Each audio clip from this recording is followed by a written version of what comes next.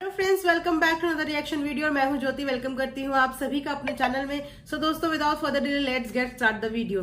सो अभी डिंपल आंटी का व्लॉग देखा। डिंपल आंटी आप लोग जानते ही होंगे, अभिषेक मल्हन की मदर, यानी कि आप सबके चहेते फुकरा इंसान की मम्मी। तो उनका अभी एक व्लॉग आया जिस व्लॉग में वो काफी पैनिक नजर आ रही थी। पैनिक होने के साथ साथ वो बहुत ज्यादा गुस्से में भी नजर आ रही थी और काफी सारी चीजों को लेकर एक्सप्लेनेशन देती हुई नजर आ रही थी। वैसे जब से बिग बॉस ओवर हुआ है, अंदर घर के अंदर का बिग बॉस तो खत्म हो चुका है, लेकिन घर के बाहर का बिग बॉस अभी तक जारी है, क्योंकि अभिषेक मल्हन और उनकी फैमिली डे बाय डे किसी न किसी कंट्रोवर्सी का शिकार हो जाती है और किसी न किसी कंट्रोवर्सी के तहत वो लोग टारगेट हो जाते हैं। तो वैसे तो बहुत सारे पॉइंट्स डिस्कस करने के, तो स्टार्ट करते हैं जो भी लेटेस्ट कंट्रोवर्सी में ये लोग फंसे हैं बिग बॉस की। तो कंट्रोवर्सी कुछ ऐसी थी कि जब अभिषेक की मम्मी यानी कि डिंपल आंटी बिग बॉस के घर पे गई थी, तो आप सबने देखा ही था कि वहां पे वो पूरी एक नाइट के लिए उन्होंने स्टे किया था। तो उस जगह पे उन्होंने काफी लोगों से बहुत सारी बातें की थी, जिसकी काफी सारी क्लिप्स आउट भी हो चुकी हैं और काफी सारी आपने देख भी चुकी हैं। तो उनमें से एक क्लिप जो आउट हो रही है और जो वायरल हो रही है, वो हो रही है अबाउट द जिया, जहां पे उन्होंने जिया के बारे में अविनाश से कुछ बात की थी, जिस बात को मीडिया में और एक इंटरव्यू में ही बोला गया है कि उन्होंने कि जिया के कैरेक्टर पे बात की थी, अबाउट हर कैरेक्टर, और कि वो इस तरह की है, पॉर्चुनिस्ट है, कुछ इस तरीके का मतलब था। तो अपनी बात को क्लियर करती हुई उन्होंने ये बोला कि मैंने जो बात बोली थी वो इस तरीके से बोली ही नहीं थी। मैंने वो बात ये बोली थी कि इस घर के अंदर हर किसी को एक सपोर्ट सिस्टम चाहिए होता है। तो जिया ने अपनी तरफ से काफी कोशिश की अविनाश के साथ वो बॉन्ड क्रिएट करने की, जैसे अभिषेक और मनीषा के साथ था, एक सपोर्ट वाला बॉन्ड, जिसमें एक दूसरे के साथ हम अपनी बातें घर के अंदर की शेयर कर सके और अपनी चीजें बता सके। तो उस तरीके का बॉन्ड क्रिएट करने की जिया ने बहुत कोशिश की। कई बार उसने बचाया भी था अविनाश को, ये तो हम सबने देखा ही था। तो उनकी इस बात को मीडिया में इंटरव्यू में अलग ही मैनिपुलेटिंग तरीके से बोला गया, जिसमें उनके ऊपर आरोप लगाया गया कि डिंपल आंटी ने जिया के कैरेक्टर के ऊपर बहुत कुछ बोल दिया है। हालांकि उन्होंने इसी चीज की क्लैरिफिकेशन दी कि मैंने ऐसा कुछ भी नहीं बोला है जिया के कैरेक्टर को लेके, और बिग बॉस के अंदर हमें बहुत सारी चीजों को लेके हमारे ऊपर एलिगेशंस लगाए गए हैं, हमारी बहुत सारी चीजों को पूरी तरीके से नहीं दिखाया गया।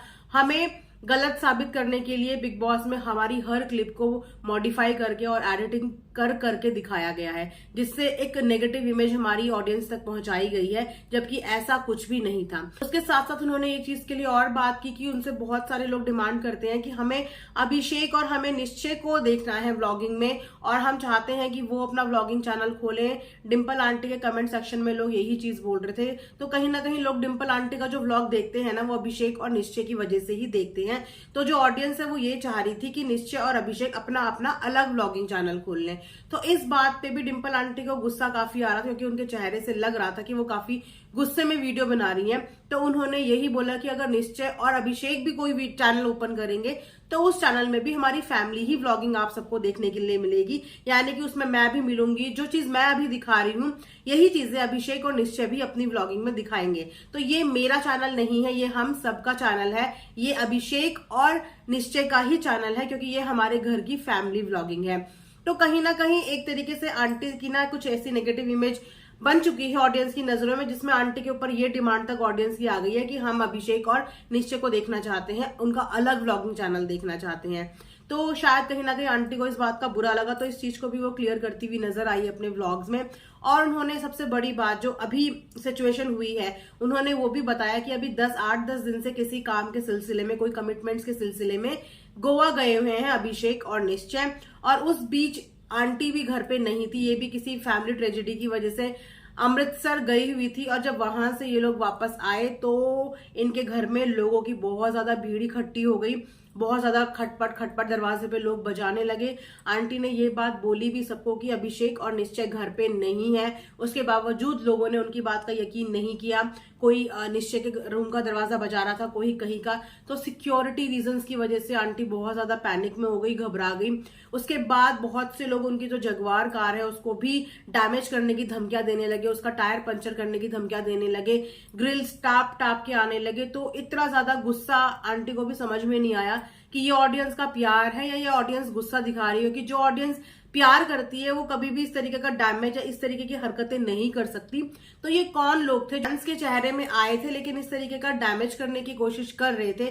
तो आंटी तक ये क्लिप उन्हीं में से किसी एक फैन ने पहुंचाई कि इस तरीके से आपकी कार को डैमेज करने की कोशिश की जा रही है। तो इसी सिचुएशन से घबराई हुई आंटी और गुस्से में आके उन्होंने आज वीडियो बनाई और लोगों से यही रिक्वेस्ट की कि हमारे घर कोई मत आओ, हमारी भी खुद की पर्सनल लाइफ है, प्राइवेट लाइफ है और आप लोग आके हमारी लाइफ को डिस्टर्ब कर रहे हो। तो यस, इस तरीके का behave as a citizen, as a human being आप लोगों को नहीं करना चाहिए। किसी की भी प्राइवेट प्रॉपर्टी को आप डैमेज मत करो।